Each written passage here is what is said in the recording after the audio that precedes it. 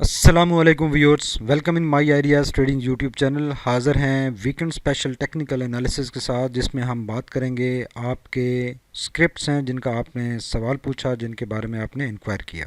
इस एपिसोड का जो हमारा सबसे पहला स्क्रिप्ट है वो है दीवान फारूक मोटर्स लिमिटेड। दीवान फारूक मोटर्स ने यहाँ पर एक टॉप हिट किया था 60 का बैक इन 2017। उसके बाद से आप ये देखें कि ये एक बेरिश ट्रेंड में था, फिर यहाँ पर आके इसने स्टॉप किया, होल्ड किया 4 के ऊपर। अप्रैल 2019 से लेकर अभी अप्रैल 2021 तक ये एक साइडवेज जोन में था, जिसमें इसकी प्राइस एक साइडवेज चैनल के अंदर थी और मुसलसल उसी में हमें नज़र आई। इन 3-4 सालों में इसने 9 और 8 का लेवल क्रॉस नहीं किया।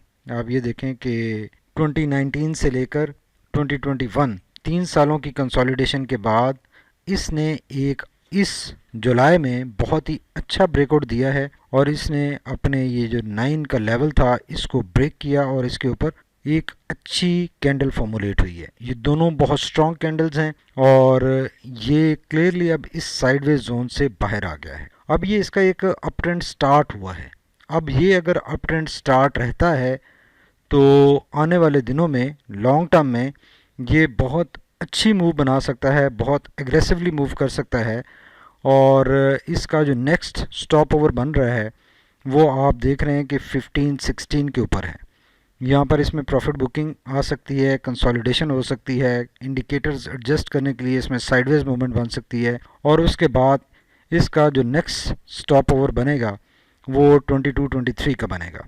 और अगर ये दोनों माइलस्टोन ये ब्रेक कर लेता है तो फिर ये एक बड़े एवेन्यू में दाखिल हो जाएगा, जिसमें ये एक लंबी रन ले सकेगा और एक अच्छी इसमें मूव बन सकेगी। तो देखा जाए तो जो इसकी ये टॉप से एक डाउन ट्रेंड स्टार्ट हुआ था और ये इसने इस लेवल पर आकर 3 साल कंसोलिडेट किया है, 3 साल ये इस साइडवेज चैनल में रहा, उससे ये बाहर आ गया है। अब उसकी वजूहात जो भी हैं, लेकिन इस साइडवेज ट्रेंड से ये बाहर आ चुका है एट लॉन्गर व्यू। ये भी हम वीकली टाइम फ्रेम के ऊपर इसको डिस्कस कर रहे हैं। तो वीकली टाइम फ्रेम के ऊपर इसका व्यू बहुत अच्छा नज़र आ रहा है और आने वाले दिनों में इसमें अगर ये अप ट्रेंड जारी रहता है तो अच्छी मूव बन सकती है। अलबत्ता यहाँ पे एक कॉशियस रहने की ज़रूरत है कि जब इसने इस अपने मेजर रेजिस्टेंस एरिया को, जो कि 9.6 के ऊपर था, इसको ब्रेक किया है, तो हायर साइड पर मूव करने के बाद ये किसी भी स्टेज पर इसको रीटेस्ट के लिए आ सकता है।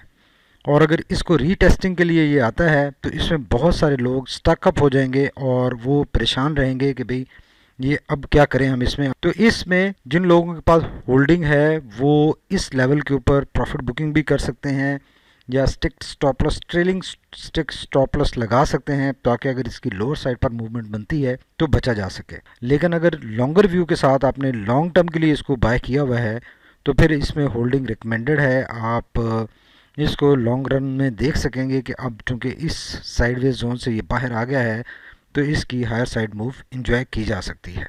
ये जो इसका ब्रेकआउट हुआ है, वॉल्यूम्स देखें, एग्रेसिव वॉल्यूम्स के साथ हुआ है। इसके वॉल्यूम पहले बिल्कुल ना होने के बराबर थे, ऑलमोस्ट एक डेड जोन में ये ऑपरेट कर रहा था। उसके बाद अब जब इसके ये ब्रेकआउट हुआ है तो वॉल्यूम बहुत अग्रेसिव लगे हैं, बहुत स्ट्रांग लगे हैं। अब जिस तरह के वॉल्यूम यहाँ पर लगे थे उसी तरह के वॉल्यूम यहाँ पर लग सकते हैं। ये भी सिर्फ स्टार्ट है और ये स्टार्ट अगर कंटिन्यू रहता है तो इसमें वॉल्यूम बहुत अग्रेसिव आने वाले दिनों में हो सकते हैं। RSI इसका अलबत्ता देखें, अभी ओवरबॉट कंडीशंस शो कर रहा है, 80 के ऊपर पहुंच चुका है, तो यकीनन अब इसमें किसी स्टेज पे एक प्रेशर आएगा, इसका एक स्विंग लो आएगा और वो स्विंग लो इसका 70 के मार्जिन तक हिट कर सकता है या थोड़ा सा ब्रीच भी कर सकता है इनर साइड पे। तो that would be the buying opportunity की डिप में इसको बाय किया जाए। अभी अगर बाइंग करेंगे तो वी कैन स्टैक अप। जिनके पास ऑलरेडी इसमें होल्डिंग है वो होल्डिंग रख सकते हैं या उसको जब ये डिप में आए तो मज़ीद बाय कर सकते हैं। ये स्ट्रेटजी हर बंदे की अपनी होती है, लेकिन अभी ये बहुत स्ट्रॉन्ग मोमेंटम के साथ अपसाइड पर निकला है, तो इसमें अगर किसी स्टेट पे सेलिंग प्रेशर आता भी है तो ये एक बाइंग अपॉर्चुनिटी होगी, एक डिप होगी। मैगडी भी इसका बुलिश ट्रेंड इंडिकेट कर रहा है, हिस्टोग्राम पॉजिटिव साइड पर बन रहे हैं और इसकी पॉजिटिव ट्रेंड में वापसी हो चुकी है। तो ये बेसिकली लॉन्गर व्यू के ऊपर इसके ग्राफ बहुत अच्छे लग रहे हैं और बहुत अरसे बाद ये एक साइडवेज जोन से बाहर निकला है। आने वाले दिनों में हम देख सकेंगे कि अगर ये मोमेंटम कंटिन्यू रहता है तो अच्छी एक हायर साइड इसमें मूवमेंट बनेगी। नेक्स्ट क्लिप जिसका आप लोगों ने पूछा वो है बलूचिस्तान ग्लास। और बलूचिस्तान ग्लास का हमने पहले भी यहाँ पर एक एनालिसिस किया था और हमने कहा था कि ये इसने अपना एक यहाँ पर टॉप हिट करने के बाद ये कंसोलिडेशन इसकी नज़र आ रही है और ये इसकी अच्छी कंसोलिडेशन हुई। और फिर यहाँ पर भी हमने एक एनालिसिस किया था कि ये आने वाले दिनों में इसमें एक अच्छी मूव बन सकती है। अब इसने एक इस कंसोलिडेशन से ब्रेकआउट दे दिया है और क्लियरली अप साइड पर इसकी एक कैंडल फॉर्मुलेट हुई है जो कि एक डोजी टाइप कैंडल है। टॉप से काफ़ी प्राइस रिजेक्शन है। तो बेसिकली जब इसने अपने इस रेजिस्टेंस जोन को ब्रेक किया है तो उसके ऊपर टॉप साइड से प्रॉफिट बुकिंग का प्रेशर आया है। अब ये प्रेशर अगर इस रेजिस्टेंस एरिया के ऊपर ही रहता है, यहाँ पे इसकी एक या दो कैंडल्स साइडवेज बनती हैं तो फिर ये अपनी हायर साइड मूवमेंट जारी रखेगा। और अगर ये जो ब्रेकआउट हुआ है ये फेक आउट हुआ और इसने दोबारा अपने इस जोन को लोअर साइड पर ब्रेक कर दिया तो फिर ये नेगेटिविटी में जा सकता है और उसके बाद फिर हम एनालिसिस करेंगे कि फर्दर इसकी मूवमेंट क्या बन रही है। अभी वी आर वेरी होपफुल कि अपने एक मेजर रेजिस्टेंस जोन के ऊपर खड़ा है। वहाँ पे टॉप साइड से प्राइस रिजेक्शन ज़रूर आई है। लास्ट सेशन था वीक का, वो भी एक फैक्टर था। तो इसको मंडे के सेशन में या ट्यूसडे के सेशन में डिसाइड किया जा सकता है। इसका ट्रेंड क्लियर हो सकता है कि इसने अपसाइड जाना है या लोअर साइड पर जाना है। इसके वॉल्यूम भी देखें, वॉल्यूम बहुत स्ट्रांग लगे हैं, एग्रेसिव वॉल्यूम है और जो पहले रिड्यूस हो रहे थे वो अब इंप्रूव होना स्टार्ट हो गए। RSI 70 के मार्जिन को अगेन टच कर चुका है तो ये अपने एक रेजिस्टेंस जोन में आ गया है। तो यहाँ पे इसको ब्रीच करना और नया टॉप हिट करना ज़रूरी है। और अगर यहाँ से प्रेशर आता है और ये नेगेटिविटी में जाता है तो फिर ये साइडवेज या नेगेटिव ट्रेंड में एंटर हो सकता है अगेन। मैकडी इसका ब्लू लाइन ऊपर है, हिस्टोग्राम दो पॉजिटिव साइड पर बन चुके हैं, अच्छे हिस्टोग्राम बने तो ये भी पॉजिटिव ट्रेंड इंडिकेट कर रहा है। तो सिर्फ एक कैंडल की जो शेप है वो एक परेशानी का बायस है और उसको हम एट्रीब्यूट कर सकते हैं last session of the week का।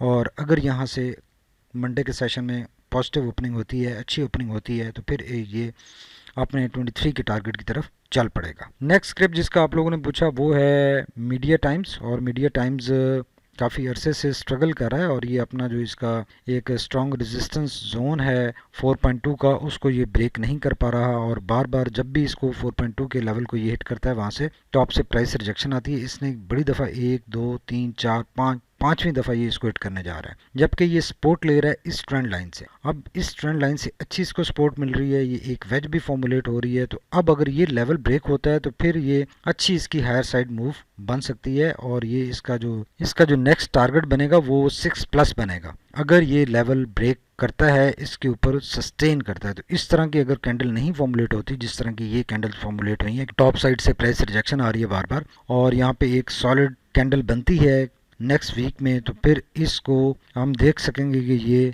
6+ के लिए मूव करेगा। और अगर यहाँ से प्राइस रिजेक्शन आती है तो फिर ये बहुत क्लोज है लोअर साइड पे भी, ये ज़्यादा डाउन साइड पे जाने की इसकी अभी चांसेस नहीं है। 3.8 से नीचे इसको नहीं जाना चाहिए और 3.8 3.7 से इसको दोबारा सपोर्ट लेकर हायर साइड पर मूव करना चाहिए। अब बहुत करीब है ये एक ब्रेकआउट के और इसको ब्रेकआउट यहाँ से करना चाहिए। लेट्स होप कि यहाँ से ये एक ब्रेकआउट करेगा और ये हायर साइड पर मूव करेगा। अलबत्ता अगर इसमें होल्डिंग है तो स्ट्रिक्ट स्टॉप लॉस लगाया जा सकता है 3.8 या 3.7 का।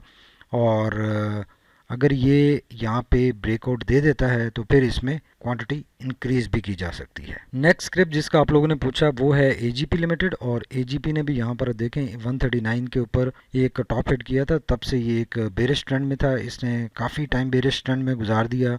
अब जनवरी से लेकर अभी सारा जून इसने इसी नेगेटिव ट्रेंड में गुजारा और जुलाई में इसने यहाँ पर पहले यहाँ पे ब्रेकआउट किया और रीटेस्ट किया उसी लेवल को। उस रीटेस्टिंग पे इसने काफ़ी दिन लगाए और अब जब इसका ब्रेकआउट हुआ है और ये मे बी के सम न्यूज़ भी हो इसमें, और उसके बाद इसकी बहुत ही स्ट्रांग मूवमेंट बनी है। ये तीनों कैंडल्स बहुत स्ट्रांग कैंडल्स हैं और ये वाइट सोल्जर्स का पैटर्न है और ये वाइट सोल्जर्स का पैटर्न जस्ट ये कर रहा है कि ये अब अच्छे मोमेंट में आ गया है, अच्छे मोमेंटम में आ गया है, लेकिन इसको दोबारा ये 138 139 के लेवल के ऊपर खदशा है कि यहाँ पे ये हिट करने के बाद नेगेटिविटी में जा सकता है। तो यहाँ पे एक स्ट्रिक्ट स्टॉप लॉस आपको सेव कर सकता है कि अगर ये नेगेटिविटी में जाए, और अगर आपका स्टॉप लॉस हिट हो भी जाता है तो और ये 140 के ऊपर निकल जाता है तो फिर दोबारा इसमें 140 के ऊपर भी बाय बैक किया जा सकता है for its next target. Next target इसका इमीडिएट टारगेट 154 155 का बनता है, और अगर वो